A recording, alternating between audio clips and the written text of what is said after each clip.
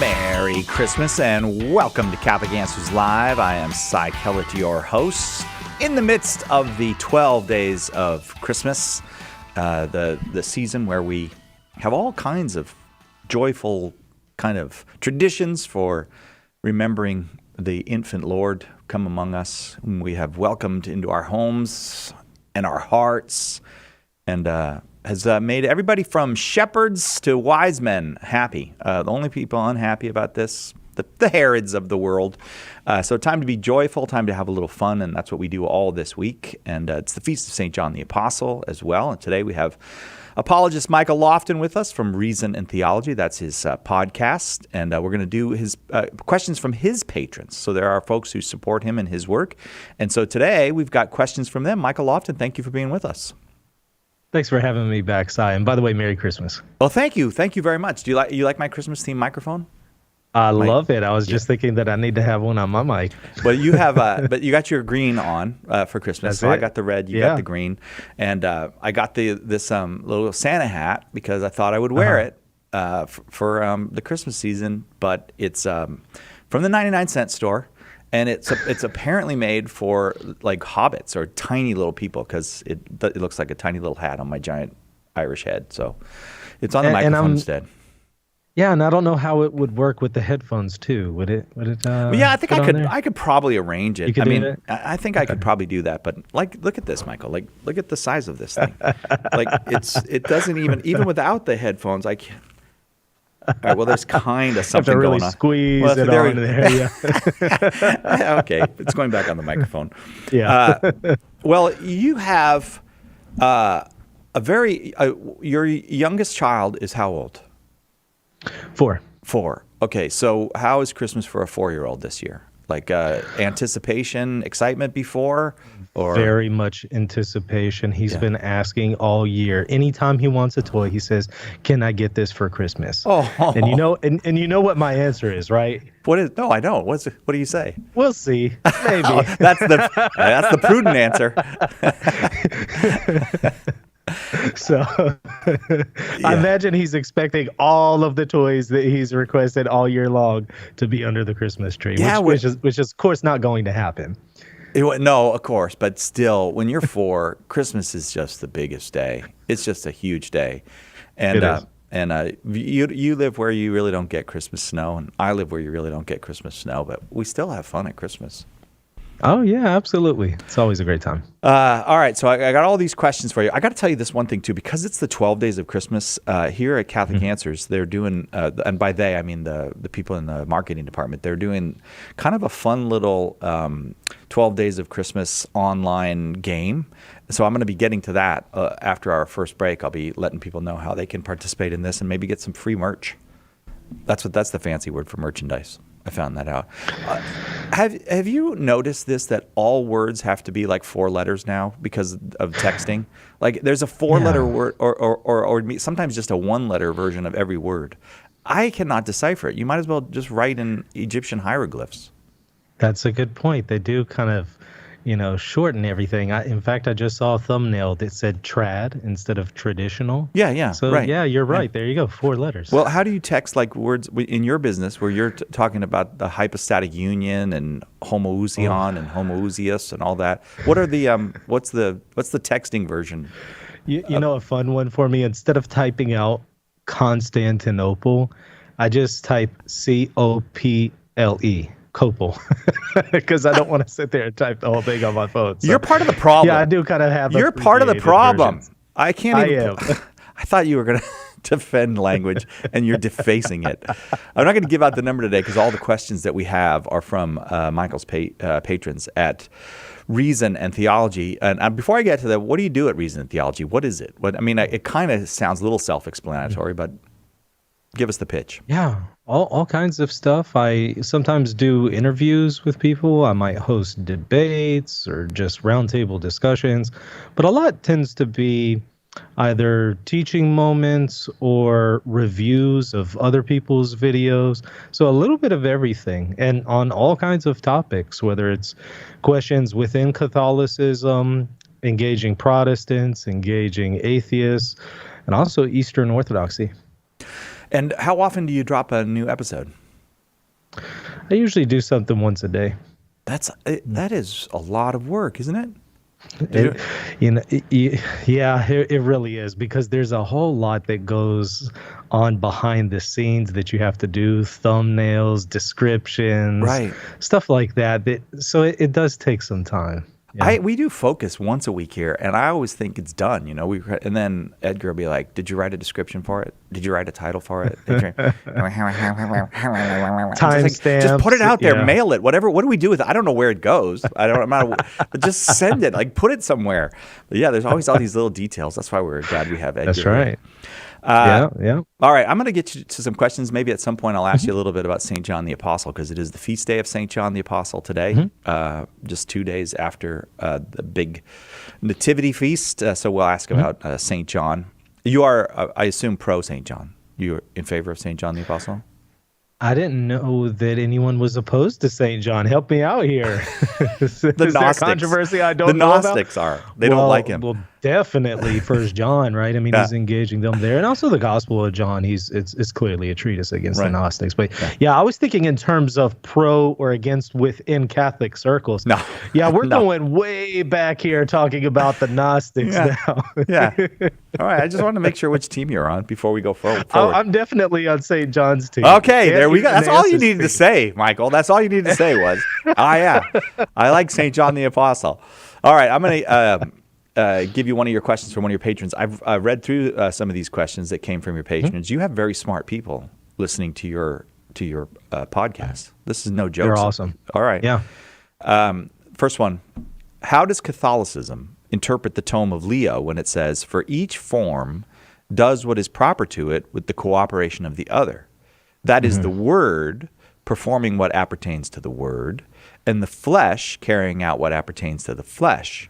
One of them sparkles with miracles, the other succumbs to injuries." Yeah.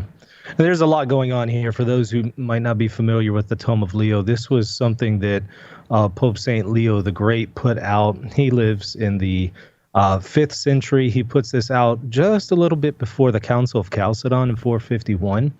And he sends this out to settle a controversy on, does Jesus have two natures, one nature, one person, two persons, that whole era where we were fighting over those issues. He settles that in his tome, and he sends this out, and eventually it was also received at the Council of Chalcedon. But effectively what he's communicating here is that he's noting that there are two natures. We might say that there are two natures united in one person, what's called a hypostasis. But he's making a very important distinction here. It's not like after the incarnation, when the second person of the Holy Trinity takes on human nature. It's not like somehow the divinity, the divine part is somehow confused with the humanity, so it's not really divine anymore, or he's not fully human anymore after the incarnation. It's something else. No, he's saying there's still this divine nature, and there's still this human nature fully intact, and each nature does what is proper to it. So you might say that when Scripture talks about Jesus growing in wisdom and stature, it's referring to the human nature, not to his divinity, clearly.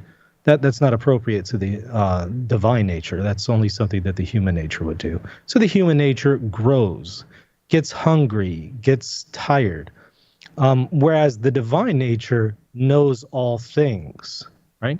Yeah. So in other attributes of the divinity. Whereas we would say that's not appropriate to say of the humanity, very technically speaking, although there is what's called the communicatio idiomatum, where we can speak of the divine nature suffering, and then we can speak of vice versa. But as long as we're, again, keeping these distinctions in mind, that those things that pertain to the divinity are proper to the divinity, those things that pertain to humanity are proper to it. And we have to make that distinction. So that's effectively what he's getting at there in the tome. Is this language, I mean, because this is coming from the middle of the 5th century, if I'm correct. So is this language we would still use today, or has the church kind of found a more apt language to use to describe these things over the centuries? It's still the language that we use today. But some people have been confused over this language. In fact, going back to the Council of Chalcedon, there was a great portion of people in the East that were confused over this language of us speaking of two natures. They were very confused about this, thinking that we're maybe even talking about two persons whenever we refer to Jesus. So there was a lot of confusion over the language, which some of that still persists, unfortunately, unto this day. So we do still use that language, but sometimes there is some confusion on it, so we have to explain it. Fortunately, some of those Eastern Christians that were originally confused on this language, we have been able to have dialogues with them and clear the air and explain that this was effectively just a language barrier, and that we're essentially saying the same thing, but we were just kind of using different terminology. This Michael Lofton is our guest on this feast of St. John the Apostle. What is this? The third day of Christmas, right? Because Christmas is the first day of Christmas, and then Boxing Day is the second day, and today St. John the Apostle is the third day of Christmas. So we're just one quarter of the way through the 12 days of Christmas. We will take our first break, and when I come back, as I said, I will give you your clue to how to get that free merch over at shop.catholic.com. Catholic Answers Live. Do you have a question but prefer to ask it privately? Catholic Questions can help.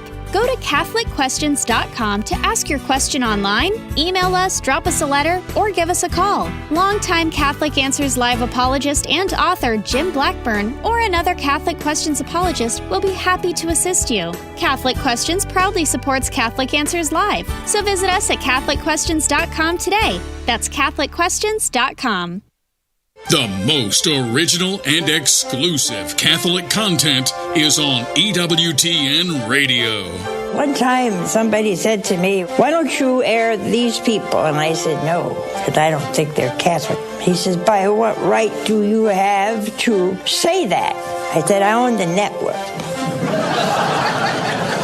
Mother Angelica Live Classics. Tonight, 8 Eastern on EWTN Television and Radio.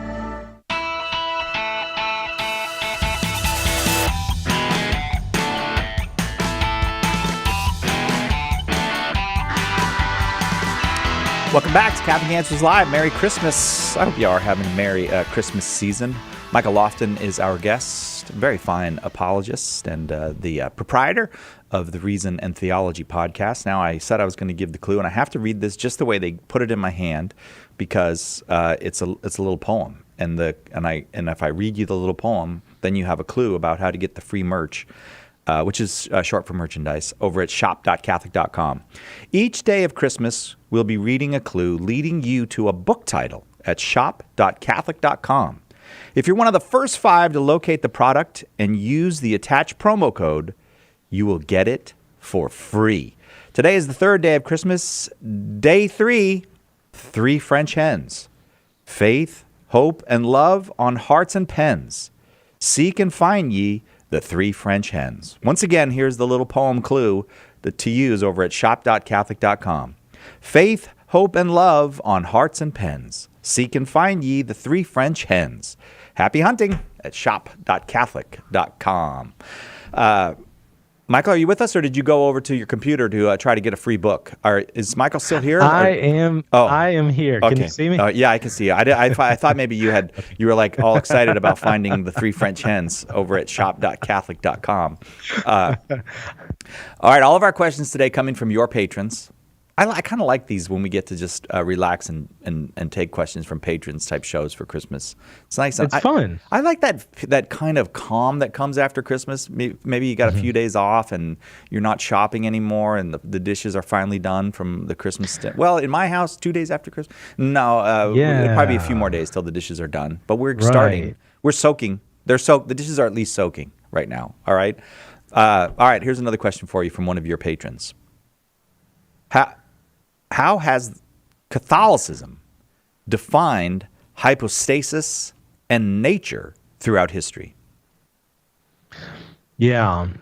So this is a really complex one. Let's maybe start with the way it's currently defined. It really has been defined since effectively the time of the Cappadocians in the early church. So we might speak of what's called in Greek ousia, which can be translated as nature, essence, substance. We might even make some distinctions between those, but they're roughly the same thing. Whenever we speak of God as one, that's what we're referring to, right? I mean, we don't believe in multiple gods. We're not polytheists. We believe in one God, monotheism. When we're speaking of that one aspect of God, we're referring to the ousia, substance, nature. Whenever we speak of the multiplicity, if you will, for God, we're referring to persons. So this in Greek is called hypostasis. So that's the term that we use. So we speak of the Father, the Son, and the Holy Spirit. The Father is not the Son is not the Holy Spirit is not the Father. We make distinctions there when it comes to relations between these persons, while still recognizing one nature. So one ousia, three hypostases. That's what we currently believe, and as I indicated, that's what we've been saying since roughly the time of the Cappadocians in 400s or so. However, prior to that, here's where it gets sticky. The term ousia could mean different things. Hypostases actually meant the same thing as ousia at one point. So whenever we speak of three hypostases, three persons, that could have been confusing to some people because it sounded like we're saying three gods, three natures. Yeah. And we're not saying that. We're saying three persons. But again, if you use the term hypostasis in the same way as ousia, you're going to conflate those and it's going to sound weird. Another fun fact is at the time of the Council of Nicaea, we decided, again, we're going to use the term ousia to refer to one God. And we speak about how Jesus is consubstantial with the Father, homoousios with the Father, of the same substance with the Father. Well, the problem with that is that term prior to Nicaea was used by heretics to speak of a heretical view of God. And here Nicaea is using the term, but not in the heretical sense, in the Orthodox sense. So it was confusing to some because some at Nicaea were saying, well, wait, we're using the term homoousios, but heretics used to use that term, so this is getting confusing here. So we had to go through that whole battle. So in other words, there is a long history where some of these terms were being used differently, but that's now how we use them, especially since the time of the Council of Chalcedon and onward. That's something, trying to get language to bear meaning, to carry the meaning of something so mysterious. It's hard work to get language to do that. It is, and this is a problem because it caused so many divisions in the early church. A lot of the divisions that happened in the early church were partly political, sure, but much of it was due to a breakdown in languages because some are speaking in Greek, others are speaking in other languages, perhaps Latin, among others. And whenever we would try to say, okay, well, we believe that God is one ousia, and then try to translate that into Latin or something else, there might be some confusion and a breakdown in language, and people are thinking we're saying things that we're not. And so that caused a lot of schisms and division and breakdown in church unity because people were thinking that, you know, one group was denying that God is one, or one was denying distinctions in the Trinity. And in fact, that really wasn't the case. But at the time, we just did not know that because of the language barrier. Yeah, it's extraordinary. And that's why, like I'm saying, you got these very smart listeners over at Reason and Theology who ask a question like that, or like this. Here's the next question from one of Michael's patrons at Reason and Theology. Would the Orthodox have to accept transubstantiation if the Catholic and Orthodox were to be reunited? Mm-hmm. So for those who might not be familiar, transubstantiation is a dogma in the Catholic Church defined really before the Council of Trent. Most people associate it with Trent, but it was actually 1215 where it was defined. And this is the claim that Jesus is really and truly substantially present in the Eucharist under the appearances of bread and wine. So we say the substance is changed, but the accidents remain the same.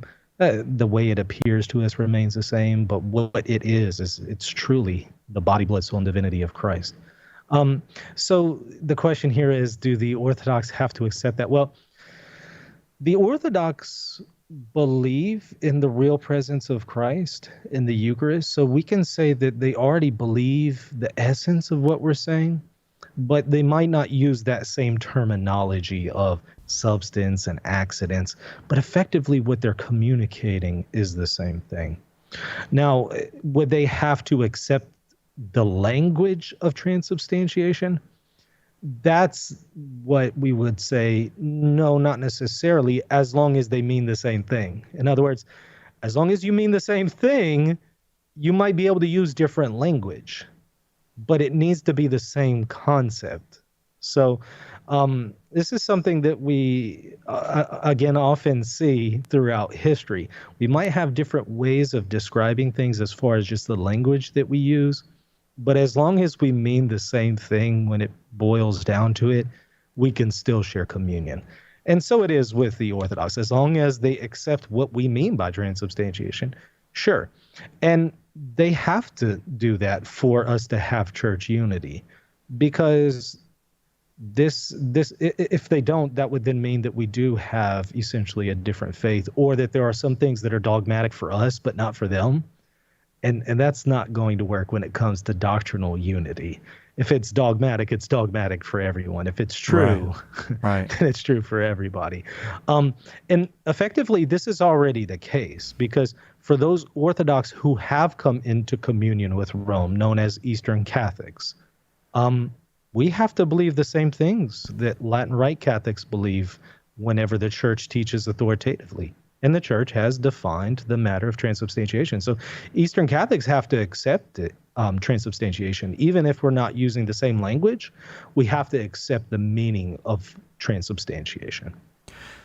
I'm such an infant when it comes to understanding any nuance at all in the Orthodox Catholic theological interactions. But it does seem to me that I know many really good Catholic kind of sacramental theologians, people who can really explain the theology of the Eucharist, for example, who find extraordinary value in the theology of the East. I'm thinking particularly of Father Schmemann, who wrote on the Eucharist. I think there's it doesn't seem to me that this is one of those things where Catholics are like, nah, all right. It just seems like the Catholics are very much enriched by Eastern thinking on the Eucharist. Mm-hmm. Oh, absolutely. And it also goes both ways. I think there's a whole lot of contributions that the West can offer for the East, but you're right. So we've often focused on the West to the exclusion of the East, and we're now starting to appreciate those things. But, I think if you were to ask an Orthodox, do you believe this is Christ? This is truly Christ? Right. They're going to say, yeah. And if you ask them, what does it look like? It looks like bread and wine. Okay. Guess what? You just affirmed transubstantiation by saying that, whether you use that term or not. So I think that we're already in agreement with the Orthodox on this one. All right.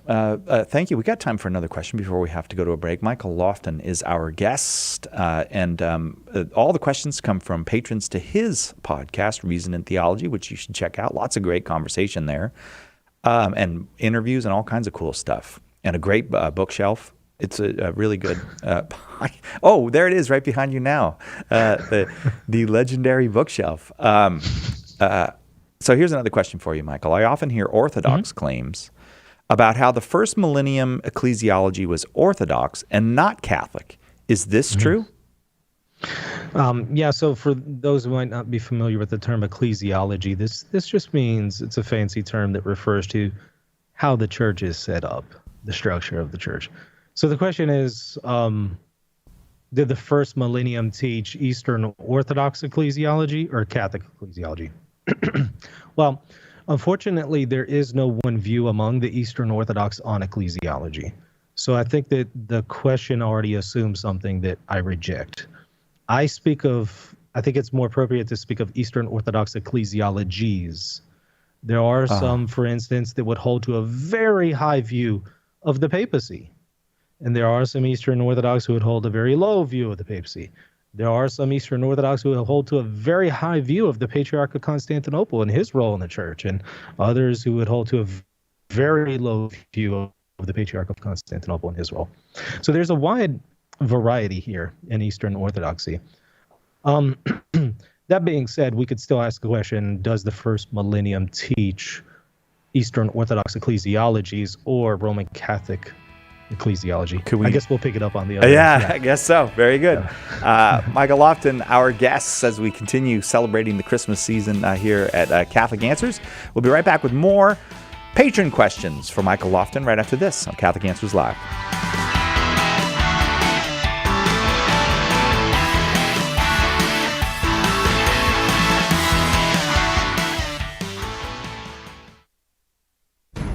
The recent decision by the U.S. Supreme Court to overturn Roe v. Wade was a monumental victory for the pro-life movement. But the fight is far from over. With our new booklet, Why We're Pro-Life, we have produced the perfect tool to prepare you to have peaceful and convincing conversations to shed light on the truth about human life from conception to natural death. Catholic Answers is printing millions of copies of this booklet, and we plan simply to give them away. You can help us in two ways. First, by generously supporting this project. 25 cents prints one book. $2,500 prints 10,000, and so on. Second, by helping us distribute the booklet through your parish, your school, or the pro-life ministry you work with. Catholic Answers is going to blanket the country with why we're pro-life, but only if you step up and help us. Thank you so much. For more information, visit whyweareprolife.com. Want to know more about the origins of the Catholic Church? Joe Heschmeyer explores the beginnings of Christianity in The Early Church Was the Catholic Church. Joe digs deep into the words and actions of those who lived right after the apostles to refute anti-Catholic claims of how the faith was lived back then. Order your copy of The Early Church Was the Catholic Church today at shop.catholic.com or get it at a good Catholic bookstore near you. What if the voice of your deepest doubts about Catholicism rose up in the form of a human being and challenged you to defend your most foundational beliefs? That's the task apologist Trent Horn took upon himself in his new book, Devil's Advocate, a dialogue with his own best objections against the faith that he professes and defends. You can stand up against your doubts, and Trent will show you how. Pick up your copy of Devil's Advocate today at shop.catholic.com or at a good Catholic bookstore near you. Dr. David Anders here. Where is purgatory in the Bible? Why confess my sins to a priest? Find out more tomorrow at 2 p.m. Eastern on Call to Communion. Now, back to Catholic Answers Live.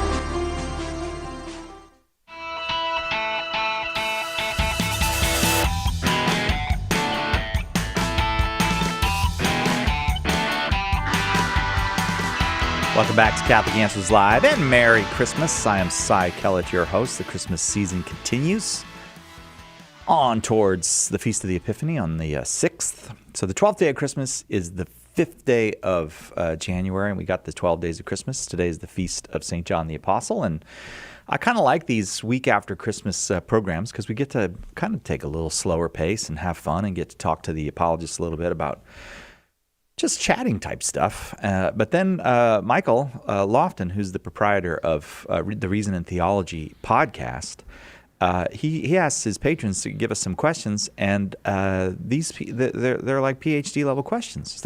So this right now, you were in the midst of your answer about what people would have thought about the church in the first millennium, how they would have described the church, all that, how they would have thought about it. Is that Orthodox? Like, does that look more like the Orthodox of today, or like the Catholic Church of today? And you were in the midst of the answer, and we had to take that break, Michael. Yeah, and it's such a complex question. We could be here for hours answering this one, but I'll try to just summarize it as follows. I do think that you can find some of the distinctives that you find in Eastern Orthodox ecclesiology. I do think you can find those in the first millennium. And I also think that you can find Catholic ecclesiology, for instance, on the papacy in the first millennium. I think that there are rival views in the first millennium in the early church. They're competing with one another in the same way that you have rival views on who Jesus is. Somebody might say he's God. Somebody might say he's man. Somebody might say he's both. Somebody might say he's neither. Somebody, there's all kinds of views that were being debated in the early church on all sorts of areas. And likewise, so it is with how the church is structured, ecclesiology. So I do think that you can find Eastern Orthodox views on the church in the first millennium, but you can also find the Catholic view. Now, since you can find multiple views, what do we do here? Well, in the same way that we settled, what is the truth about who Jesus is? If we have multiple views in the early church on who Jesus is, how do we settle that? How do we settle that? Ultimately, it's the magisterium, the teaching authority of the church. And unfortunately, that's where some of the disagreement is with the Eastern Orthodoxy. What is the magisterium? So now we have to look at, well, how did the ecumenical councils themselves work? Because we, as Catholics, share the first 7 ecumenical councils with the Eastern Orthodox. So we can ask the question, well, the first 7 councils that we're in agreement with, how did they work in their teaching authority? And what's curious is in several of these ecumenical councils, they're teaching the papal doctrines of papal infallibility, papal indefectibility in its teaching office. You're seeing that in the ecumenical councils themselves. So when we point to the area that we already agree on, we as Catholics want to say, well, you know what? Our understanding of ecclesiology, especially when it comes to the papacy, is right there in the councils that we agree on. And that's where the debate takes place between us with the Orthodox. Do the councils in fact teach some of these teachings about the Pope, papal primacy and papal indefectibility that we see later on defined at Vatican I? Do these councils in fact do that? Well, we're going to argue yes, and I think there's a very strong case for it. We can see that with Philip the Legate at the Third Ecumenical Council, Pope Agatho at the Sixth Ecumenical Council, Hadrian at the Seventh. So, I mean, there's other instances. We could talk about the Council of Chalcedon and Leo's role there. So I hope that helps answer the question. But then again, I know there's a lot more that could be said here. What do you think, Si? Does that get to the essence of it? It seemed to me, and it comes down to like like if you go to an Orthodox website and they have a graphic of the history of the church, and you go to a Catholic website of they both look like a tree with branches coming off of them.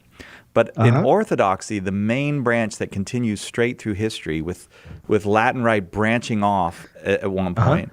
And the Catholic will have the main branch through history is going straight through history is the Catholic Church and Orthodoxy branching off. So the question is, where's the main branch?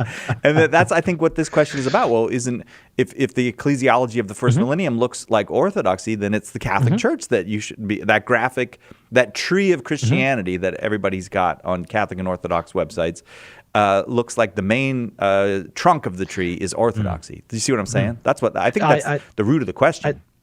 I do, and what I would say as far as this, we're asking what really makes the church to have that continuity, that line continuously throughout history. Right. What makes the church the church?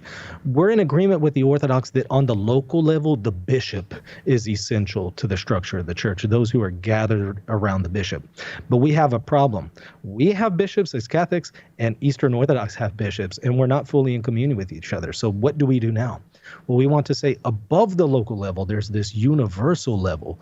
What keeps that intact? The churches throughout all of the world, all these various bishops, what holds them together? We say the papacy. And that's expressed in the first millennium, not only in some of the ecumenical councils, but the bishops in the East even signed off on the claim that it's the Pope who holds them together in what's called the Formula of Hermisdus, which was roughly in the 500s, and it settled the schism that was taking place in the East. Again, over 250 Eastern bishops signed off on Pope Hormisdus's formula that taught the papacy and taught this idea that the Pope is what holds everything together, because he identifies communion with the Catholic Church as communion with the Bishop of Rome. He identifies that very clearly in the formula, and you have the East signing off on this. So we as Catholics want to say that's what holds the churches together. It's right there in the first millennium, and we're just calling Orthodox to accept what they already signed off on in the first millennium.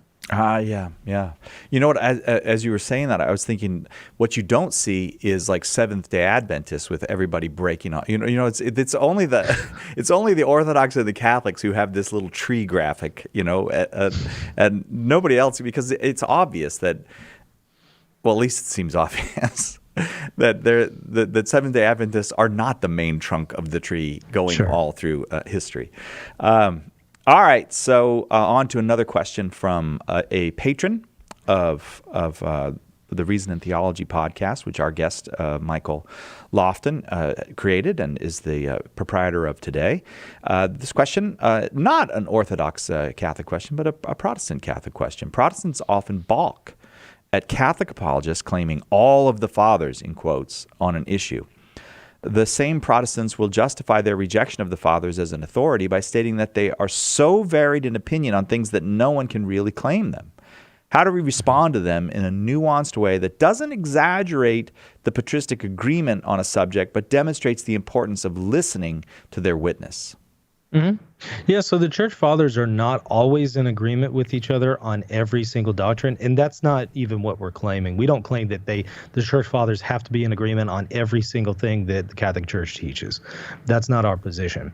What we are saying is that when there is a unanimity among the church fathers on a matter of faith and morals, that would not be something that we could transgress. But we're not saying that they always have that unanimity. And even here, we have to qualify that further. When we speak of unanimity, are we talking about literally every single church father to the man? No, but a moral majority, right? A moral unanimity, but not necessarily literally every single church father has to agree on this particular thing, because that would reduce things to very few points. I mean, there's very few areas where you have that kind of unanimity, but there are plenty of areas where you have a moral unanimity on a matter of faith and morals among them. Could I just interrupt you? Because I think we have a modern precedent for that in the church. Like if you say, what is marriage? There's a unanimity among the bishops, but you're definitely going to get some bishops who don't agree. But in a moral sense, it's clear what the church believes, what the bishops, and this is not the fathers, of course, but this is just contemporary bishops. And not to call out any particular bishops, but, some German and Flemish bishops. Oh wait, I did just call them out. But they're still, if you look at the church today, say, how does the church define marriage? Even though there's not a perfect unanimity, there is a moral unanimity there. That is a perfect analogy, because that often comes. Yeah, you got it. Nice. That often comes up. We will speak about whenever there is a constant teaching of the bishops dispersed throughout the world in union with the Pope. We call that the ordinary and universal magisterium. We might speak of those things as authoritative, and somebody might come along and say, but there's this bishop way out there who rejects this particular thing, and he believes that you can ordain women or something like that. And it's like, okay, well, one or two bishops is not destroying the kind of unanimity that we're referring to. We're referring to a unanimity insofar as kind of a moral majority among the bishops, not necessarily to the man, to every single bishop. So that's a perfect analogy, yeah. So I think that sometimes we as Catholics do kind of overstate our case when it comes to Protestants and the church fathers, because we recognize that in a lot of cases the Protestants are just neglecting the fathers. We sometimes overstate our case and our zeal to defend the fathers. And we do speak of unanimity among the fathers as if it's this thing that the church fathers are always in agreement on everything. And I think we might need to mitigate that just a little bit. Yeah. What we're trying to know ultimately is the mind of the church, right? We're trying to say how has the church been thinking about this? And so and that's a historical question. You have to look at history to know that. And what I found helpful, because I started asking these same questions, I found Father Emmanuel Duranzo's work called Channels of Revelation. In fact, it's online for free in a PDF. I found that to be incredibly helpful, because he starts to dive into questions like the consensus of the fathers and how to identify it. So certainly check that out. All right, it's time to take another break. We're doing patron questions from Michael's podcast. Michael is an associate. No, an affiliate apologist here at Catholic Answers. I don't know why I keep saying associate apologist when you're on, Michael, because I feel we're associated with one another. Yeah, but that works too. But we're even more than associated. We're affiliated with one another. There we go. And he has got a very fine podcast, Reason and Theology, and all the questions come from the patrons of that podcast. We'll continue with that right after this on Catholic Answers Live. There's only one Catholic Answers Live. Underwriting for Catholic Answers Live is provided by Real Estate for Life. Real Estate for Life connects home buyers and sellers to real estate agents while supporting pro-life organizations. On the web at realestateforlife.org. Do you love praying for people? Have you ever wanted to use your gift of prayer to share Jesus with others and build up the body of Christ? Start a public prayer station with St. Paul Street Evangelization. Listen to people's needs, pray with them, or invite them to meet you at church. St. Paul Street Evangelization can help you get started. Find out how at streetevangelization.com. That's streetevangelization.com. He was a doctor of the Church and one of the greatest defenders of Christ's divinity. Matthew Bunsen and the Doctors of the Church. St. Athanasius of Alexandria fought against the Arian heresy that questioned the divinity of Christ. He once condemned the Arians as opposers of Christ who had dug a pit of ungodliness. It was said of him, Athanasius contra mundum, Athanasius against the world, but for Christ. He died in 373. To find out more about the Doctors of the Church, visit EWTN.com and click on Catholicism.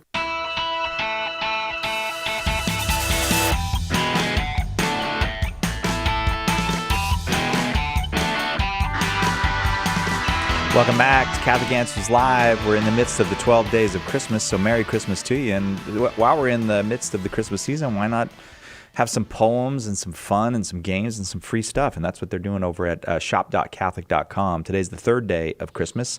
And here's the little poem that you go to shop.catholic.com, and this little poem is a clue for you to hunt for the free books. Faith, hope, and love on hearts and pens. Seek and find ye the three French hens. You'll know what that means, I guess, when you get over to shop.catholic.com. Faith, hope, and love on hearts and pens. Seek and find ye the three French hens. Again, Michael Lofton is our guest, and we're taking questions from his patrons. And now we got one that...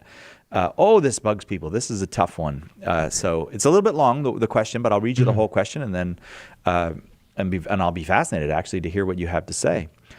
The teaching of the Magisterium on young Earth creationism and evolution are difficult for me to reconcile. I am personally very convinced of an old Earth, but my conversion to Catholicism was helped in large degree by the witness of the Fathers.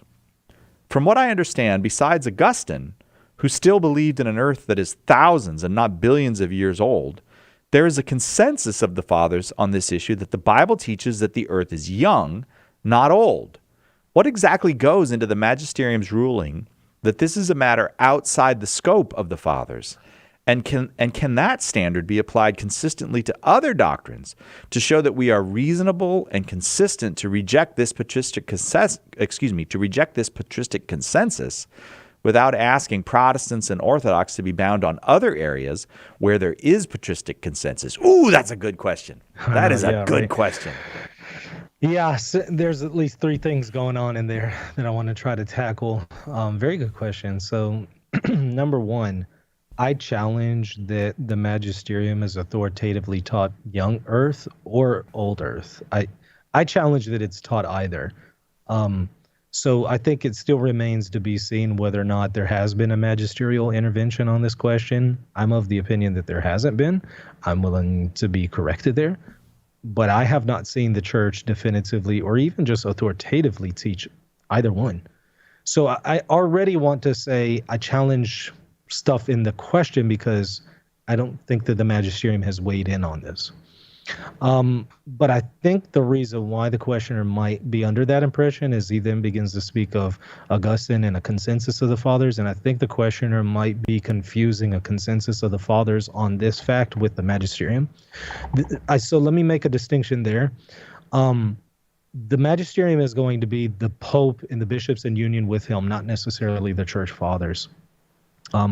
We say that the magisterium teaches authoritatively, whereas we don't say that the church fathers are necessarily the magisterium itself, but we do say that when there's a unanimity there, or a consensus of the fathers on a matter of faith and morals, we say that they're reliable witnesses to the faith and tradition of the church. They're witnesses rather than authoritative, an authoritative magisterial organ. I don't want to see that. I don't want to depict this as the magisterium is the Pope, the bishops, and the church fathers, as if they're this third, magisterial organ. That's not the case. They're witnesses to the faith, but not necessarily authoritative teachers.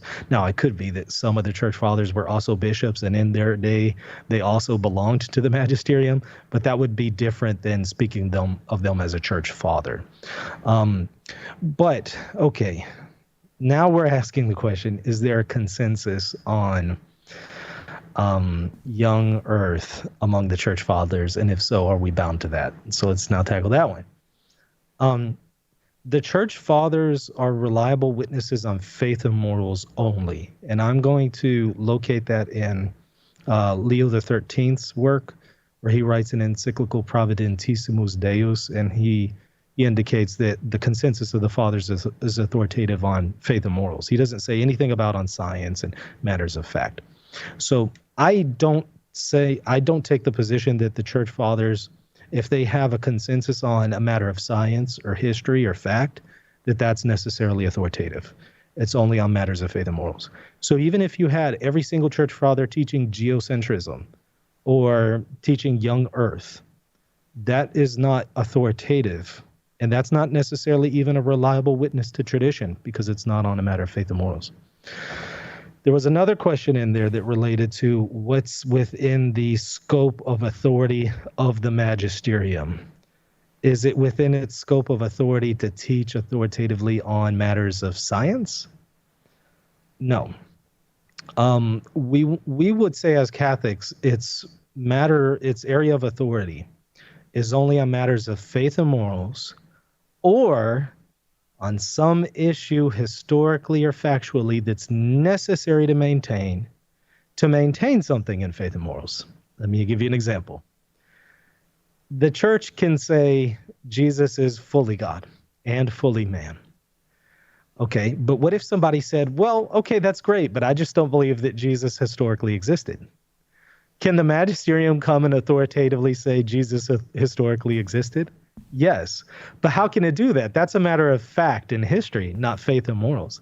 Yeah, but that matter of history, in fact, is necessary to maintain something that is faith and morals. So that's within the scope of the authority of the magisterium, even though technically it's not about faith and morals. It's related to it. So then the question is young earth in the same way necessarily related to something in faith and morals? I argue no. So I argue this is not even within the scope of the authority of the magisterium to settle. But somebody else might come along and say, well, they think that this is within the authority of the church, and then we can have that debate. What a great question. Thank you very, very much for the question. We got plenty of time to do another question before we have to take our top of the hour break. We got 2 hours with Michael, though, and we got lots of great questions from patrons. We're celebrating the 12 days of Christmas here, as you are, wherever you are, I imagine. And so we get to have some relaxed conversation with Michael, and we get to take these questions from patrons and enjoy the answers. And this one, it's a little bit long again. Here we go. Is it possible for there to be a papal situation where the previous pope resigned, but the next pope, for whatever reason, wasn't legitimately elected, and that anti-pope hangs on around for a long time, but short enough that the church still has sufficient valid cardinals to legitimately elect a new valid pope. Is this an entirely hypothetical question? I'm wondering if this is just a hypothetical. But all right, let me start again since I messed up. Is it possible for there to be a papal situation where the previous pope resigned, but the next pope, for whatever reason, wasn't legitimately elected, and that anti-pope hangs around for a long time, but short enough that the church still has sufficient valid cardinals to legitimately elect a new valid pope, resulting in the church actually having a sede vacante for a decade or so, with almost nobody knowing, and the situation quickly being resolved with a new valid pope being elected after some time? Yeah, it's a good question. I suspect that the question is asked because of some recent theories that have been put forward that say that Pope Francis isn't the Pope and Benedict still is. And they'll try to use an argument along those lines. I think that this scenario isn't realistic. And here's why.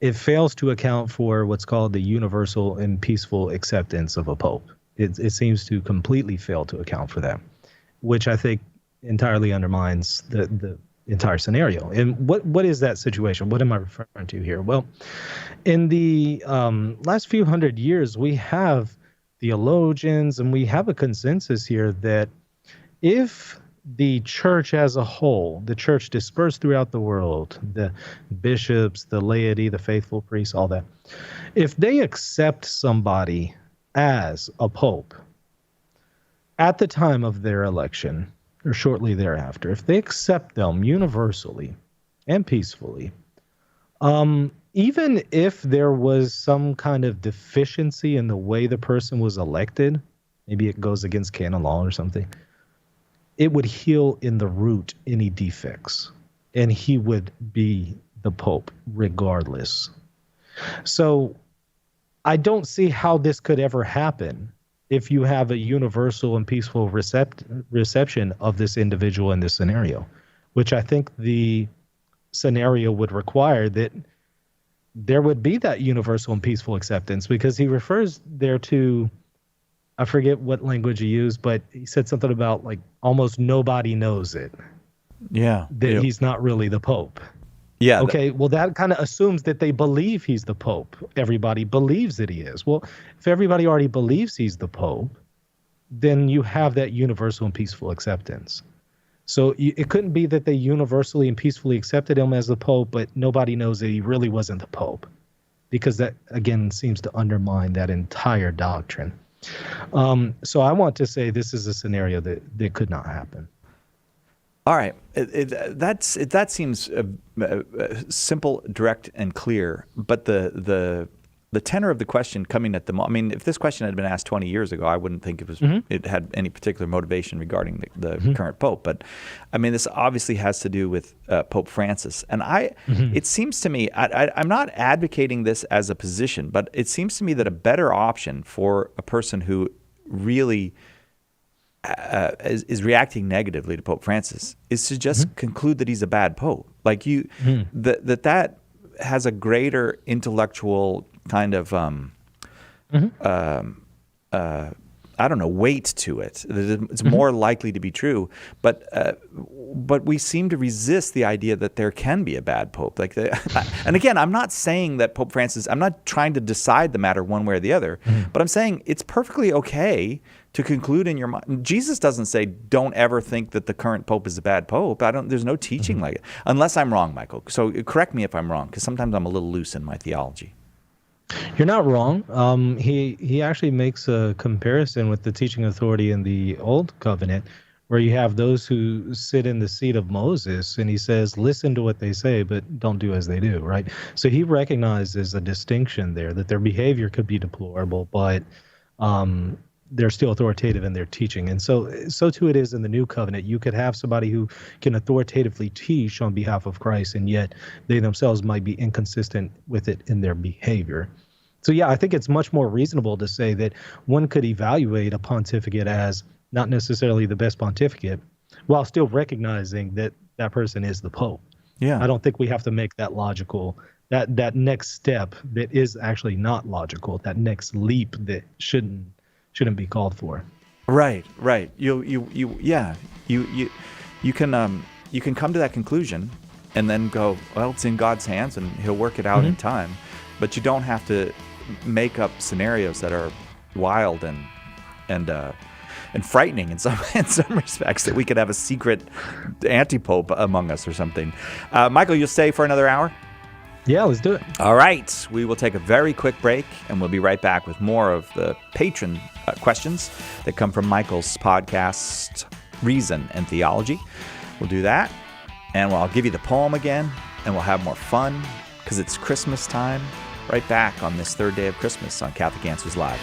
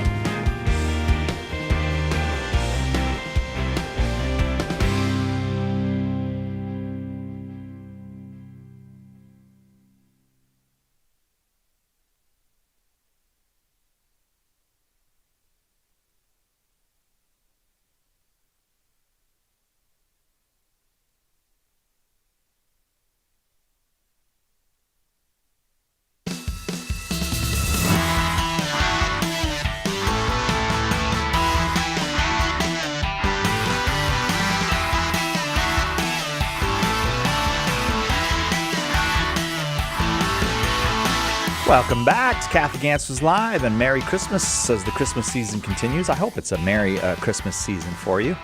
Maybe you got a white Christmas where you are. We didn't get a white Christmas where I am here in San Diego, and I'm pretty sure they didn't get a white Christmas in Louisiana, where our guest Michael Lofton is. You did not have a white Christmas, did you? I haven't had a white Christmas in a while, actually. Yeah. Yeah. You guys get that the Gulf of Mexico weather, right? So you stay pretty warm almost all the time. Yeah, right now I have the AC on. So that is so. Don't tell people that. Like people in Minnesota are like, "Shut up, Michael." I'll trade you. Yeah. Well, one of the nice things here in Southern California is in like this week after Christmas, so people come from snowy places to come on vacation, which is always nice. It's always nice to see the people visiting, but it's funny because they go to the beach. And there's nobody in Southern California who goes to the beach in December. Right. No. Well, surfers do. But it's surfers and people from Minnesota. That's the only people on the beach in December in San Diego. And they're like, wow, the water's cold. Yeah, the water's always cold here. It's not like the Gulf of Mexico. Anyways, welcome back. Thank you for being here. Thanks for having me. Yeah, we're really happy to have you, affiliate apologist with Catholic Answers. And I hope that's an affiliation that will be long running. And you're the proprietor of Reason and Theology. How long have you been doing Reason and Theology? I forgot to ask you that last hour. How long have you been doing it? 4 years. Mm-hmm. In January, it'll be 4 years. Yeah. And you don't shy away from taking. I mean, you're not. I don't think seeking contentious issues, but you don't shy away from it. And you do it live, right? Yeah, I do almost all of my episodes live, and no, I don't seek out contentious issues, but they seem to find me. And it seems that they're not commented on often, so the lot, falls to me in some cases, unfortunately. So yeah, so I address them. So you'll be doing the show, and you're maybe talking about a topic, and then you can kind of see the feed of questions and comments while you're talking, or no? You can? Yeah, I see the feed, and I'll read questions from there and answer them, or I'll talk about something and I can see their feedback, and I might incorporate some of the things that I'm seeing in there, which is actually helpful because sometimes my audio has been off and I was just talking to nobody. And so they're all saying, no sound, no audio, no sound. So you got to pay attention. That's funny. In fact, I did a show for 30 minutes with no audio because I wasn't paying attention to the chat. I finally pulled it up and everybody was just dying, saying, no audio. People were calling me, everything. So. The audio is never out when you're doing a terrible show either. The audio is only out when you're like, oh, I am killing it today. I am smoking. This is going so well. I mean, like, no one has heard you for the last 30 minutes. Which in that case, I had to stop the show and start it over and go over everything that I went over in that first 30 minutes. Yeah. No? Good times. Maybe there was a reason for that. Maybe you were better the second time. And maybe, I don't know. So, but I love the fact that it took you 30 minutes to notice that people were shouting at you. There's no sound. And that's rare because I'm usually checking the chat. But on that day, I decided I'm not. And it happened to be the one day that my sound wasn't working. And do the people argue with each other? Like somebody will say something and somebody will go, no, that's not what Michael said. And then somebody else, that all happens? Yeah. Yeah, that goes on, or they'll have a debate on something that's not related to the show. But anytime if I see that they're debating on what I said, I'll try to address that in the stream so that I'm accounting for how people are receiving what I'm saying. It tries to help. I try to help. It somewhat does. When you're doing things live, you don't really know what the feedback is like. So. Yeah. I don't know what this says about Catholic Answers Live, but in our internet feeds while the show is going on, which usually I can't watch, but when I can watch them, if people are watching on Facebook or YouTube, if you read the feed, you wouldn't even know that there's a show going on. They're talking about things that have nothing to do with I've what noticed that. Yeah, it's weird. On Facebook, they're discussing what everyone's making for dinner because they're all friends and it's a lovely community. Over on YouTube, where everyone hates each other, they're all accusing each other of heresy, and a friend of mine calls it the Catholic Hunger Games over there on YouTube. And I'm like, if I look at it, it makes me feel sad because I think, we're doing a show here. Like I think it's kind of an interesting show, but no, nothing. There's virtually, and right now they're not even noticing that I'm saying this about them. They're still arguing about chicken cordon bleu over on Facebook, and then how you're supposed to cook that, and then over on YouTube they're burning heretics at the internet stake, the online stake. Yeah, absolutely. Right. We're doing a show here. I almost gave out the phone number, but I'm not going to give out the phone number because Michael Lofton is our guest, and we've got questions from his patrons from Reason and Theology. And here's another one for you, Michael. I've heard a lot of Protestants complain about spiritual, quote, dryness. Do you think this is comparable to the dark night of the soul, a problem due to an impoverished Protestant spirituality, or something else? Yeah, it's hard to say because every person's different and they're going to have different situations. But just, I guess, broadly speaking, I think when a Protestant experiences dryness, it's going to be very similar to how maybe when a Catholic experienced dryness. And I would say neither one of those would ordinarily be the dark night of the soul that we see St. John referring to. I'm not an expert in it. I have read his book on it, but it has been a while. What I can say this is when he speaks of the dark night of the soul, that is St. John, he's referring to a state that a holy person may go through where they feel that God is distant from them. But you'll notice the context of this state is after they've already purged a lot of the sins of the flesh and of the senses. And so they've already experienced a great deal of purgation and sanctity by the time you reach that level. And I just don't know if that speaks to most of us who haven't reached that level, Catholic or Protestant. So I think when we experience dryness, it's probably not the dark night of the soul that he's referring to. As far as Protestants, I do think that it would be very harder for them to reach that point of the dark night of the soul where they've already purged a lot of the sins that have already been purged by that time. I think it would be a lot harder for them to do without the sacraments. They do have baptism. They do have that sacrament they can draw on, but they don't have confession. They don't have confirmation. They tend to not have the Eucharist. Again, painting with a broad brush here, most Protestants don't have all of the sacraments. So I think it's a lot harder for them to reach that state. So when I hear maybe of a Protestant experiencing that dryness, I think it's highly unlikely that it's the dark night of the soul. However, it is possible for somebody who has not formally come into the union with the Catholic Church to be informally united to it, such as a Protestant. But I think that those are extraordinary circumstances. I'm so glad to hear you mention the sacraments because it does seem like Catholics we devalue the sacraments. We do not realize that. Do you want to make progress in the moral and spiritual life? The sacraments are the ultimate power up. I don't know how to use a video game analogy, but I mean the sacraments have genuine power.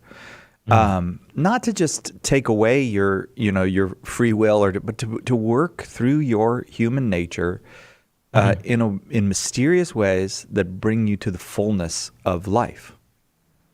To use a video game analogy, can you beat Mario just as little tiny Mario without the mushroom, without the flower? Can you beat it? Yeah. Maybe, but it's a lot harder. The sacraments are like that mushroom and the fire flower, right? Guess who played video games in the 90s? Yeah.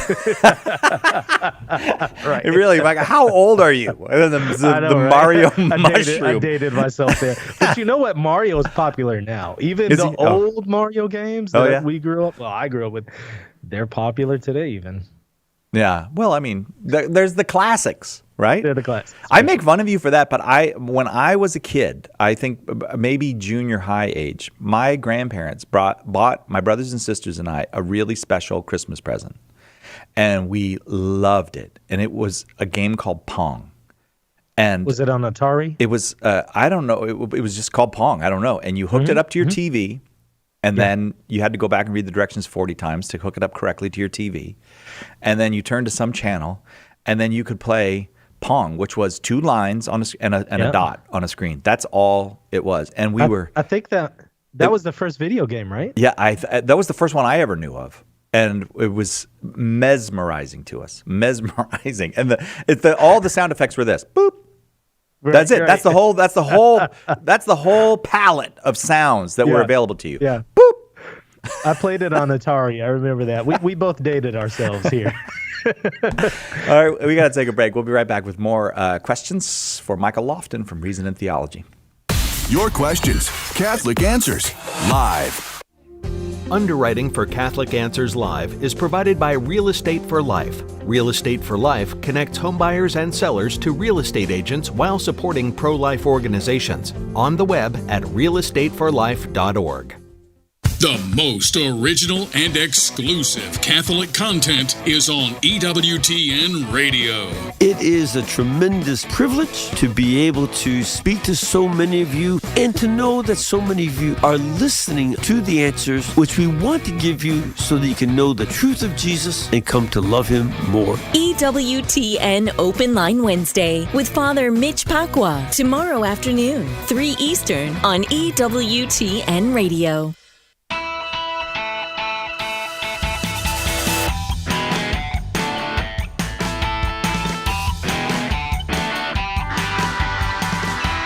By the way, when you played Pong, this was before TVs had anywhere. You couldn't plug anything into your TV. There was no plug-in. That didn't exist. How did you connect it? You had to undo the screws for the UHF antenna. And then you took the UHF. I don't remember if you had to take the UHF antenna off, which was the round antenna. The sticky uppy antenna was the VHF. And the UHF was the round antenna. And then you took these 2 little U-shaped contacts. You put them under the screw, screwed the screw down, and now you could play Pong on your TV. But there was no input to a TV. Like the back of my TV now, I don't understand what's going on in the back of my TV. I don't know what most of that is for. It's probably the government monitoring me. I'm fairly certain of that. But I don't know what all that stuff is. I assume it's National Security Administration equipment that they need to monitor my behavior. And I hope I'm doing well in the government's eyes, but I don't know what it's for. To me, that sounds perfectly reasonable. Yeah. I'm glad thank you for joining me in my TV conspiracy theory. Do you know my wife and I went to buy a TV at the guy? We were like, we don't want a smart TV. And he's like, they're all smart TVs. Like everything's a smart TV now. I said, I don't want to, and my wife didn't care. It was me. I don't want a smart TV. And he goes, could you just tell me why you don't want a smart TV? I said, I don't want anything with a microphone on it in my house. And he goes, that's not what a smart TV is. It doesn't have a microphone. That a smart TV is like it has like Roku on it. It's like it's got computer stuff on it. I was like, all right, I'll take a smart TV. How much is it? And they're like, now it's like a 50-inch TV for $43. They're incredibly inexpensive for these crazy TVs. But I was all Mr. Paranoid about the smart TV. No, I don't want a smart TV. I want a dumb TV. Where's the dumb TV section? It was please send me over to the dumb TVs. They're like, hey, yeah, this is Best Buy. We don't have a dumb TV section. If you want to go to the Goodwill, you can find the dumb TV section. Are the dumb TVs, are those the ones that are kind of they're thick, yeah. Three-dimensional. That's right. I want a TV that can't hang on my wall, that takes up 8 square feet of floor space. That's the TV I'm looking for. You don't have that here at Best Buy? What is wrong with you people? Thought this was a technology store. All right, I'm gonna give you another question. You ready? Mm-hmm. All right, Michael Lofton, our guest. How does one become a Protestant elder, contrasted with how one becomes a Catholic elder, a.k.a. bishop? So by elder, I imagine they mean just regular pastor, because they would make a distinction between their elders and bishops. So yeah, how does a Protestant usually become an elder? There's different kinds of Protestants, so there's all kinds of methods. I mean, one common one sometimes is just self-appointment. I mean, I'm not joking. There are some people who would just kind of say, well, I read the Bible and, I'm a pastor now. There are some of those. You do have other situations where perhaps a local congregation chooses who somebody is going to be, who is going to be an elder, and they lay hands on them. And then you might have some cases where maybe seminary is required, so you have to go through formal training, and then the congregation will hire you and maybe perhaps lay hands on you.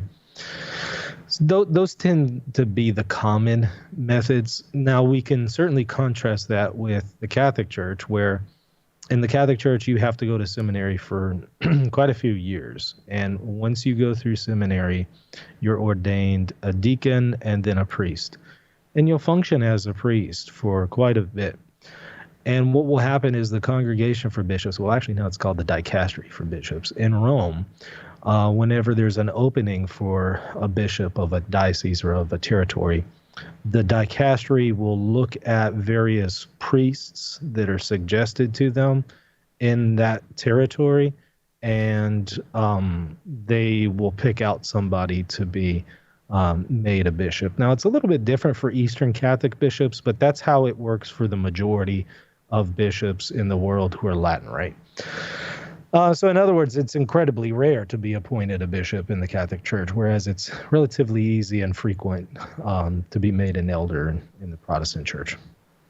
All right. Thank you for that question. I forgot to read the ad, so I'm going to read it right now, Darren. Me. All right, I'm ready to read it. And I got to read it word for word because they told me I got to get this exactly right because it involves a poem and a search, and I don't want to mess it up. Each day of Christmas, we'll be reading a clue leading you to a book title at shop.catholic.com. If you're one of the first 5 to locate the product and use the attached promo code, you will get it for free. Today is the 3rd day of Christmas, day 3, the 3 French hens. Faith, hope, and love on hearts and pens. Seek and find ye the 3 French hens. Happy hunting at shop.catholic.com. One more time. Faith, hope, and love on hearts and pens. Seek and find ye the 3 French hens. Is a French hen related in any way to a French horn, or is that just a mere kind of? I'm lost with the. Yeah, I'm lost. What with is a the French 3 hen? French hens. I don't know. I'm lost here. I never thought about that. Like I've never seen a French hen. I've never. Yeah. Is this a hen from France? Maybe. I don't know. Maybe so. Or Haiti, We're or gonna certain go parts with of that. Canada. I don't. Yeah. I have no idea. All right, here we go. Another question for Michael. Are there any instances where something has been declared a dogmatic fact when later it was discovered to be historically or scientifically wrong? Say the theory of geocentrism, or perhaps somebody declared to be a heretic at a church council who was later discovered not to be. How would we navigate a situation like this? This is right in your wheelhouse, Michael. This is your kind of question. I love this question. It's one one that I've certainly asked. I do think that we're conflating a few things in it, so let me maybe define our terms here, and that will help clear some of the confusion. Well, first of all, what's a dogmatic fact? Let's maybe start there. So we might speak of, first of all, just dogmas, and what we mean by that in the Catholic Church these days is a dogma is something that is in divine revelation. God revealed it, perhaps in sacred scripture. And the church has confirmed it as something revealed by God. So God has revealed it, and the church says it is revealed by God. That's a dogma. A dogmatic fact is a little different. A dogmatic fact is not something that God has revealed, but it is something that is related to something that God has revealed, either historically or logically. So in other words, we might say that the First Vatican, let's go with the First Vatican Council. The First Vatican Council is an ecumenical council. We can say that that is a dogmatic fact. The reason why is it's not a dogma because God nowhere said, hey, the First Vatican Council is revealed by me. That never happened. But it does define something that is revealed by God, namely papal infallibility. That is revealed by God in the book of Matthew, for instance. So we might say Vatican I is not it's not a dogma, but it is a dogmatic fact insofar as you can't deny Vatican I without then denying what it teaches, which is papal infallibility, which is revealed by God. So again, a dogmatic fact, something that is historically related to something in sacred scripture revealed by God. So now that we defined that, we have to ask the question, okay, well, has geocentrism been defined by the church as a dogmatic fact? I would say no. The church has never, in its magisterium, taught geocentrism. Certainly not as a dogmatic fact. But I would even say it hasn't taught it in its non-definitive teachings either. So I challenged that. And then the other question was, okay, well, if there was a person at a church council condemned, and then it turns out that that person didn't really believe what he was condemned for, is that an example of a dogmatic fact being reversed? I would say that doesn't fall within the scope of a dogmatic fact, a particular person being condemned at a council. Because whether a particular person is a heretic is not necessarily related to a matter of faith and morals, because that person could not exist, have never existed, and the matter of faith and morals would still be true. So it's not necessarily related. So if an ecumenical council says, hey, Nestorius is a heretic, I would say that's not even a dogmatic fact. And so this isn't even within the scope of the church's infallibility. What is in the church's scope of the church's infallibility is whether Nestorianism is heretical. The teaching. The church can say if the teaching is heretical, but it's not necessarily infallible in evaluating a particular person. Does that help answer the question? Because there's so much going on with it. I hope that does. What do you think, Si? Yeah, I think that does answer the question, and I think there's a lot of anxiety about just which things are solid and which things are fluid and which things are just gaseous. I went for the full metaphor there in church teaching. There's a lot of anxiety about that. And so to put it, when you put it like that, what's going to be solid is teachings on faith and morals, or something that's necessary to maintain to preserve those faith and morals, even if it's a matter of science and history or just fact, but only if it's a matter that's necessary to maintain faith and morals. I gave an analogy earlier. Jesus is fully God, fully man. And somebody comes back and says, well, okay, great. I believe that. I just don't believe that Jesus ever existed. Well, wait, that is necessarily related to the matter of faith and morals, because you can't say that Jesus is fully God, fully man if you believe he never existed. How can he be fully man if he never ever existed? That's necessary to maintain the doctrine. But whether so-and-so is a heretic is not necessary to maintain the doctrine that Jesus is fully God, fully man, right? Yeah. There's a difference there. Yeah. Thanks very much for the question. All these questions come from patrons to Michael Lofton's podcast, Reason and Theology. And many of the questions are posted during the show, which Michael often records live, and he'll check the feed and see a question there. And he collected up a bunch of these ones, particularly from his patrons for us, so we could do this show with him. And this next one, how did the church determine who the true pope was during the time that there were multiple claimants to the papacy? And how do we know that the church got it right? Yeah, this is a tough one because there were some periods in history where word did not travel very quickly. So prior to the printing press, there could be some confusion in this area. And they got sorted out in all kinds of ways. Sometimes you had the emperor intervening. There's just all kinds of stuff. Sometimes the people in the city of Rome intervened.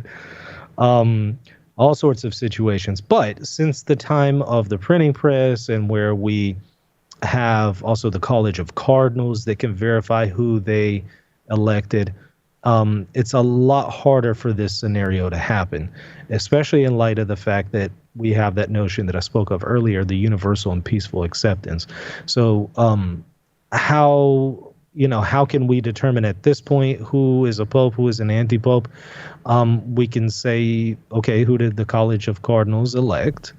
And if there's a little bit of confusion on that, maybe there's questions on whether or not they elected somebody canonical or not. Universal and peaceful acceptance. But that's for now. again, throughout history, it just varied according to situation because there were all kinds of issues going on, especially in the first millennium. All kinds of issues of because of the communication stuff, or just because of communication. Also, no cardinals. Right. There wasn't the College of Cardinals yet, so sometimes it was a little harder to identify who was elected, and maybe somebody was elected and then an emperor came and removed them, and so there's just all kinds of confusion going on. Right, emperors, man. Yeah. No end to the trouble with emperors. All right, we'll take a quick break. We'll be right back. We've got a bunch more questions for Michael Lofton, and we'll do that right after this on Catholic Answers Live.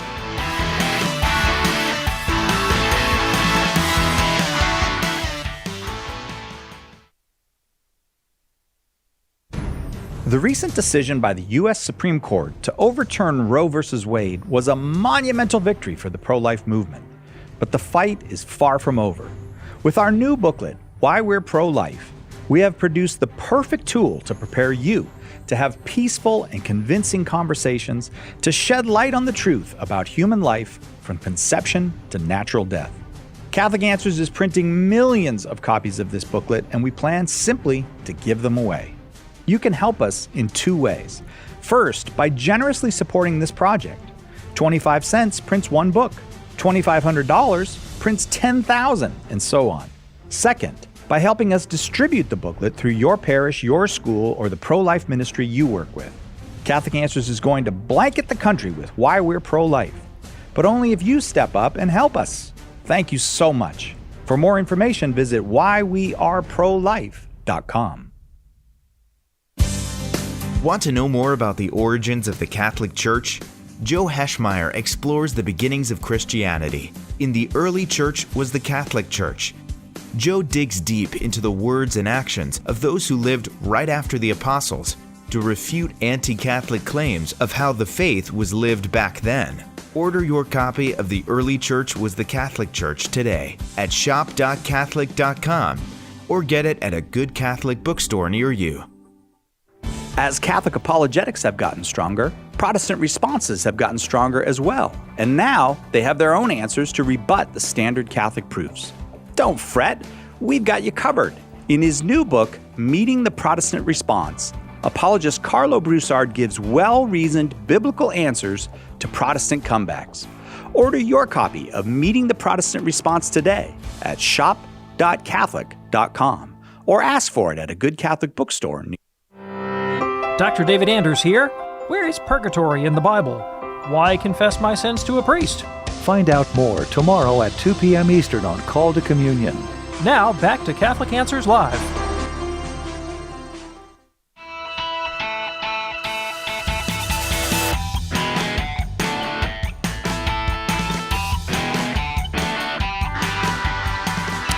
Welcome back to Catholic Answers Live.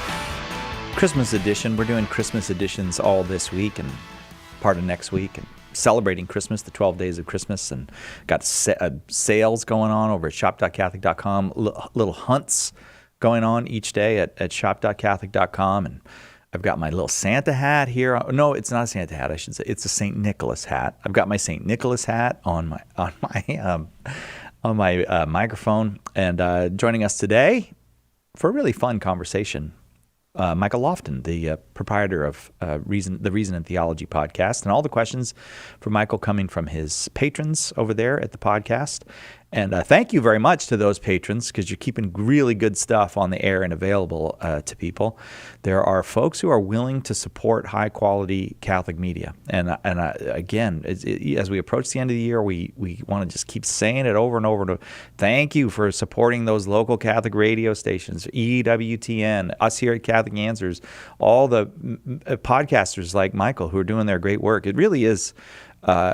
it's extraordinary what the Catholic laity are supporting today, trying to help bring clarity to the world. Don't you think, Michael? Absolutely. And I'm very, very grateful for everybody who's supporting my podcast and also here Catholic Answers. It's getting the message out there. So thank y'all. Yeah, getting the message out there in a world that, oh man, is that needed. Yeah. All right, here's another question from one of your patrons. Are the words of institution at Mass quoting the Gospels, or do the Gospels quote the Mass? What a great question. Yeah. Oh, I'm curious to see how you're going to answer this.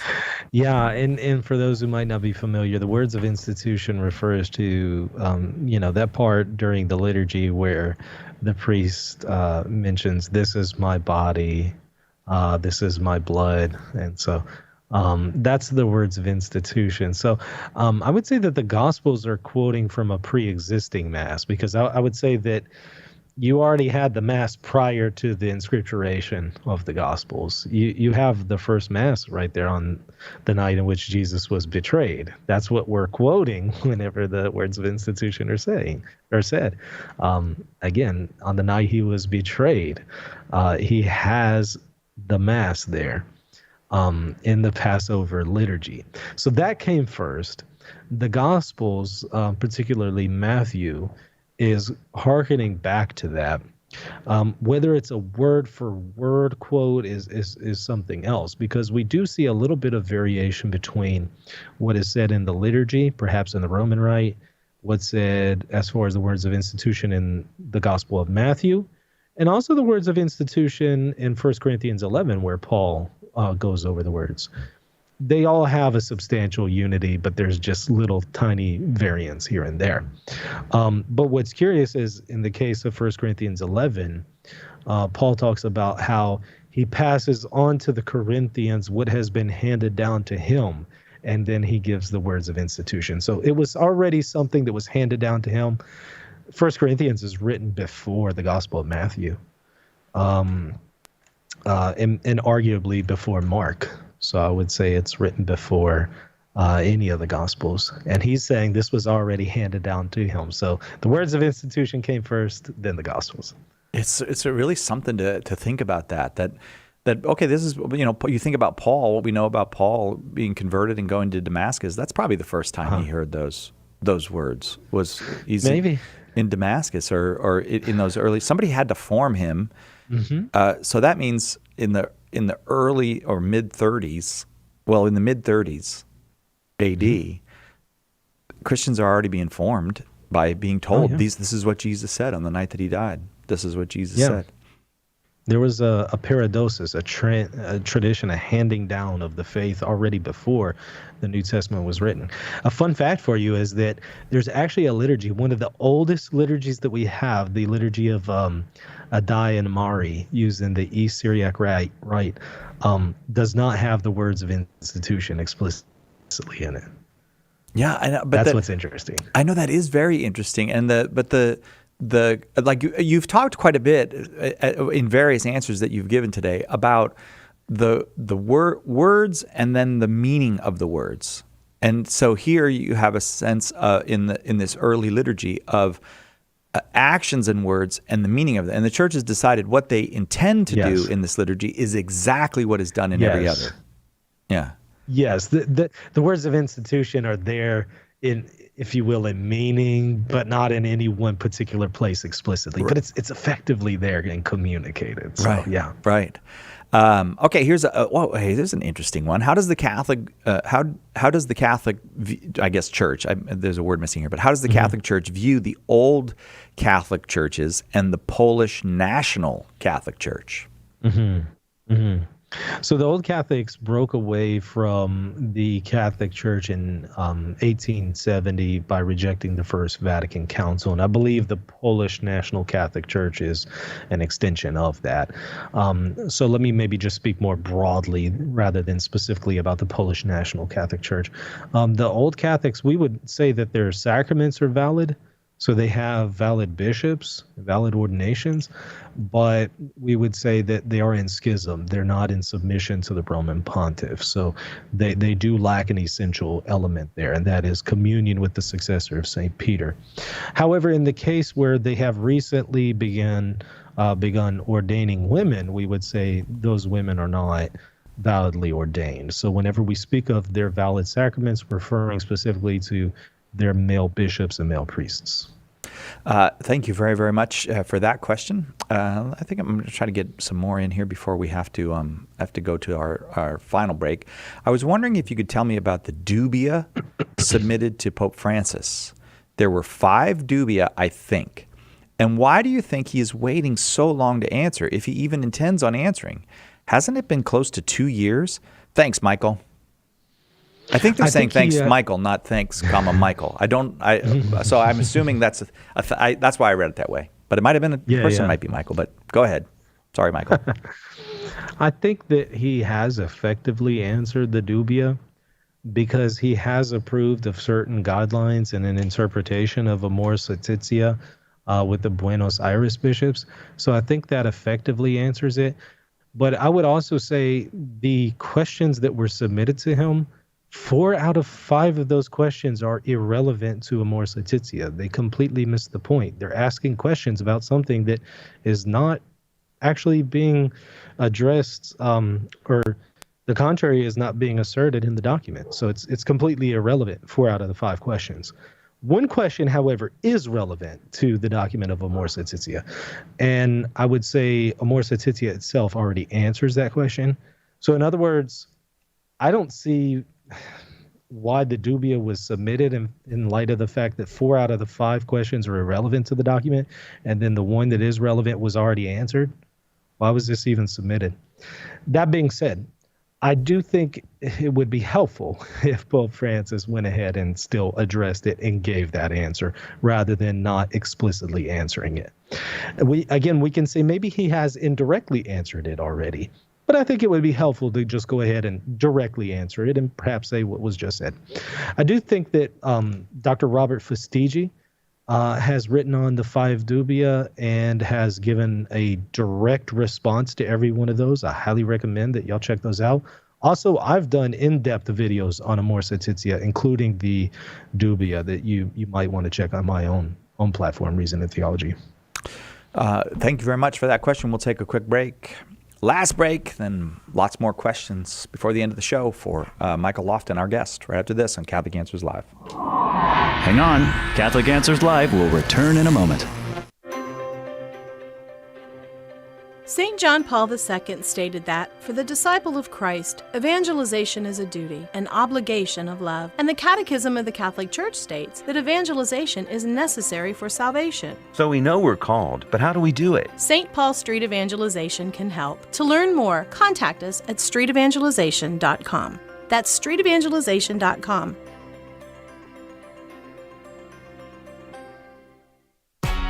Each week on The World Over, Raymond Arroyo challenges listeners and viewers with important political and cultural reporting and analysis of a wide variety of topics of interest to Catholics and people of faith.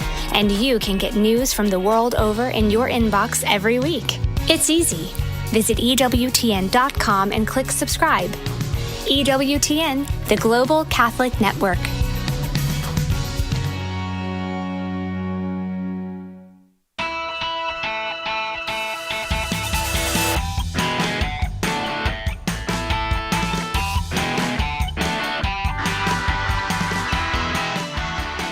Welcome back to Catholic Answers Live. Michael Lofton, our guest, affiliate apologist here at Catholic Answers and the proprietor of the Reason and Theology podcast, which I have been recommending throughout this program and will continue to recommend. You should check it out. It's very, very good and lots of great questions, conversations, discussion over there at Reason and Theology. Next question for you, Michael, and I'm just going to get right down to business and make sure we get to everybody if we can. I like this question because it starts with the word also. So I guess I feel like I'm coming in the middle of a conversation, but all right. Also, you have said the magisterium cannot allow anything harmful, nor can the magisterium not be present at all times so as to not have any point where the faithful are abandoned. And I, of course, agree. But how can that be reconciled with the fact that the Arian heresy seemingly dominated for the brief time until it was condemned in council? What if hypothetically someone was taught Arianism but by one of the many bishops who subscribed to it, but died before it was sorted out in the council? Could someone level this as an argument against the magisterium always being present for Catholics to follow? It's a great question, but it entirely misunderstands my position. So let me maybe clarify it, and I think that will dispel all the confusion here. I do not maintain that the magisterium can't allow anything harmful, just indiscriminately like that. I have a much more qualified position than that. What I was saying, and what I would continue to defend, is the thesis that the magisterium, when we speak of it universally, a universal organ of the magisterium, the Pope acting as the universal shepherd for all the Christian faithful, or an ecumenical council, the magisterium on that level cannot teach something that is destructive to souls. That's what I was referring to. Now, he brings up the case of a bishop teaching Arianism, perhaps to somebody in his diocese. That's not what I'm referring to, because a bishop teaching in his diocese on the local level is not a universal organ in the magisterium. That's just that's, if you will, an individual bishop who has magisterial authority in his diocese, but it's not a universal authority. That lower level of teaching authority, just an individual bishop, is not protected in the same way that a universal organ of the magisterium is protected. So you could have a bishop teaching heresy, and that's certainly destructive and harmful to souls. And yeah, you did have plenty of bishops who taught Arianism early on in the early church, and I would certainly say that's harmful to souls. But did the universal church ever teach Arianism? No. Did an ecumenical council ever teach Arianism? No. Did a pope, as a universal shepherd, ever teach Arianism? No. So that's what I'm referring to. I'm referring to that universal organ. And then also, as far as there's a question in there about indefectibility and perpetuity, that the church will always be essentially what it is, consistent throughout the ages. And he's asking, well, how does that work with the Arian crisis? Well, you could have the case where you have a lot of bishops who are unfaithful. Does that touch on the essence of who the church is? No, because you still have a college of bishops who are faithful, and you can identify them because they're in communion with the Bishop of Rome, the successor of St. Peter. It might be smaller as far as the College of Bishops, and that at the time of the Arian crisis it was smaller, and in other ages it might be bigger. But you still have what the church is essentially and visibly right there. So it's still perpetual. It's still there in every single age. So I don't think the case of the Arian crisis touches on who the church is in its essence and its indefectibility and perpetuity in any kind of way. Okay. I appreciate that question and that answer. Could I follow up with something? Because we get a lot of times the example of Arianism, and people will say, you know, like they talk about the trouble today and that we have in the church, and they'll go, you think this is bad? Think about Arianism. So could you give us just a 1 or 2 minute primer on Arianism? I mean, what was it? Because I think there's lots of people who are like, what is this like horrible thing that happened to the church that people are always referring to, but I don't know what it is. Yeah, it was pretty rough. There were literally fights in the street. Over one of them involving St. Nicholas. Correct? There is that story. Oh yeah. It does come much later though. So okay. So maybe it's apocryphal. Yeah. Okay. Fair enough. It may be, but there were literally fist fights in the street. The average person is fighting over this issue. Okay, well here's what it is. In the early 300s and a little bit prior to that, late 200s, you start to have people who are denying that Jesus is fully God. They want to say that he's a created being. They want to say he's highly elevated by God, but still there was a time in which he was not. And this was really popularized by a figure known as Arius, who was a presbyter, a priest in Alexandria. And he would create these tunes and songs, popular songs, that would carry and transmit this doctrine. So there was a time he was not, referring to Jesus, saying that he's a creative being. He popularized that into music, and the average person was singing this, singing about how Jesus is a creative being. It was creating confusion. It spread like, just really quickly all over. So there were a lot of people denied the deity of Christ. So it became a huge problem. Obviously, the faithful who were saying, no, Jesus is fully divine, he's not a creative being, there's clashes between them and those who are maintaining Arianism, a denial that Jesus is fully divine. And this creates some instability in the Roman Empire. Well, Constantine at the time wants some stability in his empire. So he calls an ecumenical council, the first council of Nicaea, where the bishops of the world are going to come together. He's going to pay for their trip to come to Nicaea, and they're going to settle the issue. And so they do so. And a lot of the bishops who were in previous eras persecuted by emperors are now brought to Nicaea by the emperor, being praised and lauded by the emperor. Is quite a sight. And in the council, they debate the question of Arianism. Is Jesus fully God? Is he a created being? And the council decided what we have received from the apostles is that Jesus is not a created being. He's fully God. He's of one substance with the Father. The council decided that and said, look, this is the faith that has always been handed down, that has been handed down and always been taught and given to us. But still, there were a lot of people who dissented from Nicaea, and Nicaea, even after, and Arianism, even after Nicaea, really grew. And so there was a ton of Arians out there, even after the first ecumenical council, Nicaea I, had already settled the matter. There's a ton of people still teaching Arianism. And there's just a lot of confusion on terminology and language and debates on scripture.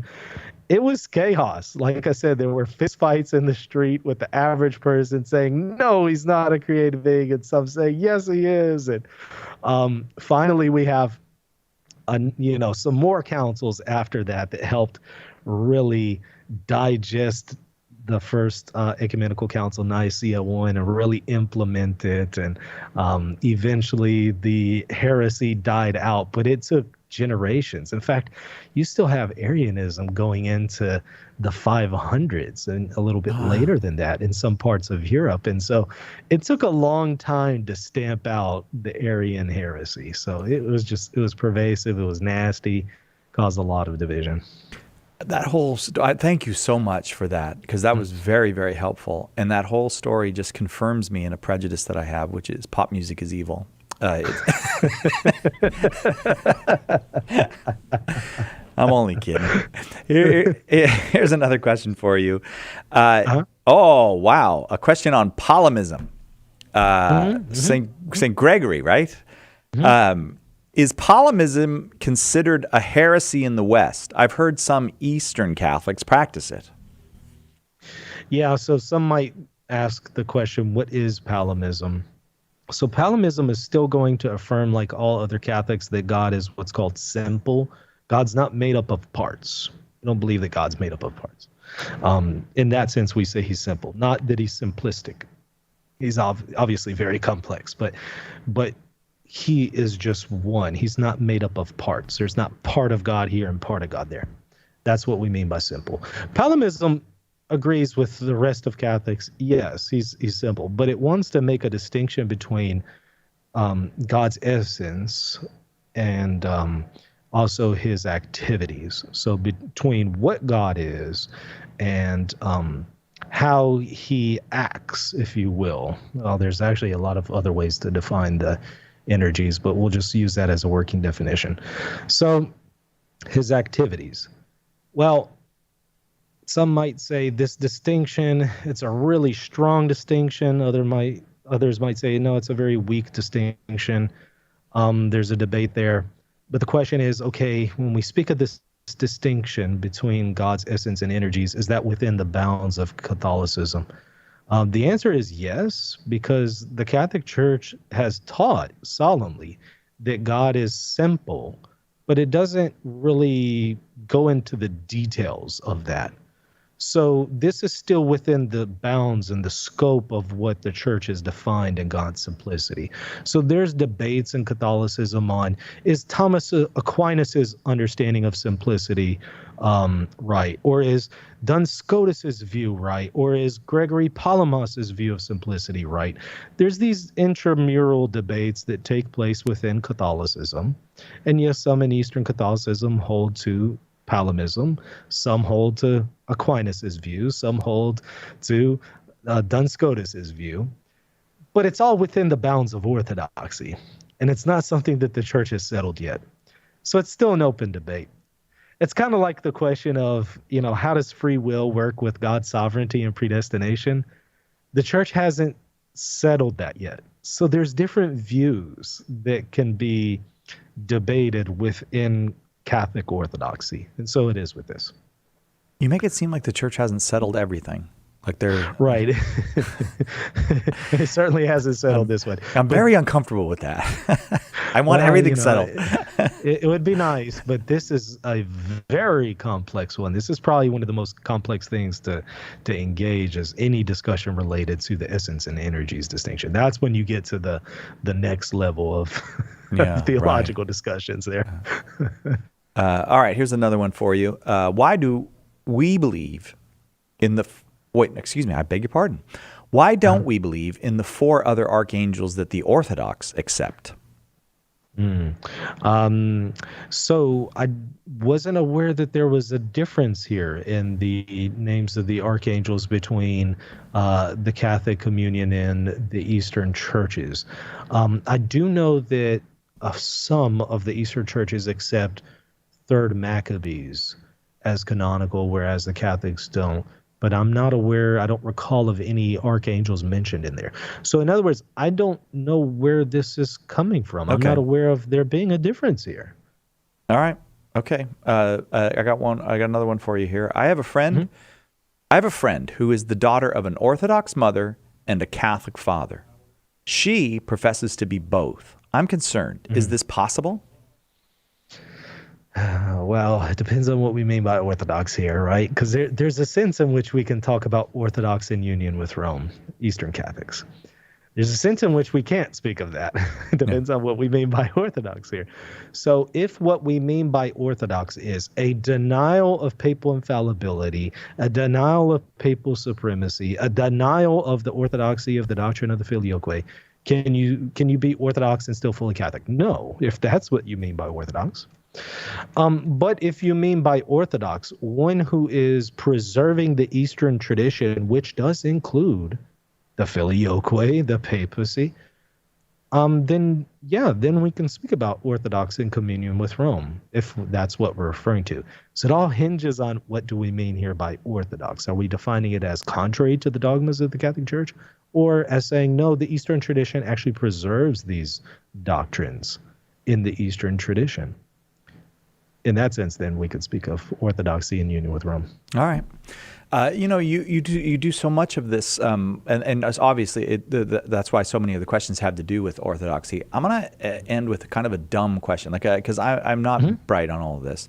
Since the time of Pope Paul VI and the period after the Second Vatican Council, when there were certain healings between the Orthodox and Catholics.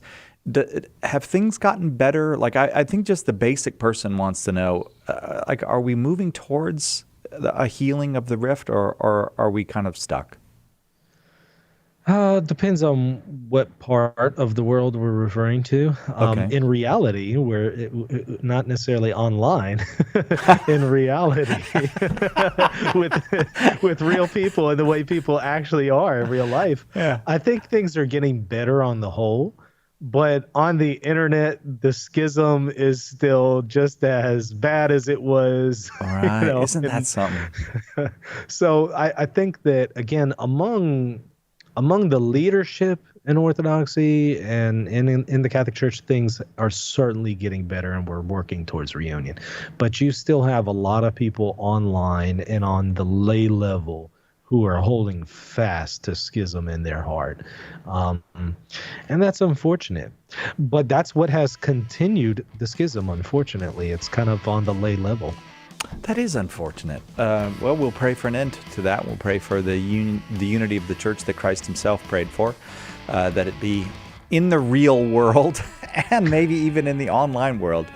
Michael Lofton, thank you so much for taking time out of your Christmas season to spend 2 hours with us. Thank you for having me. It was an honor. Michael Lofton, you can find him at Reason and Theology. Please do find him there. Darren, do we know who's on tomorrow, or is it just a Oh, we got Carlo. We got 2 hours with Carlo. We're going to do, we should do International Open Forum. Oh, I'm so looking forward to that. International Open Forum, also referred to around here as a lot of questions from the Philippines. We'll see you tomorrow, God willing, right here on Catholic Answers Live.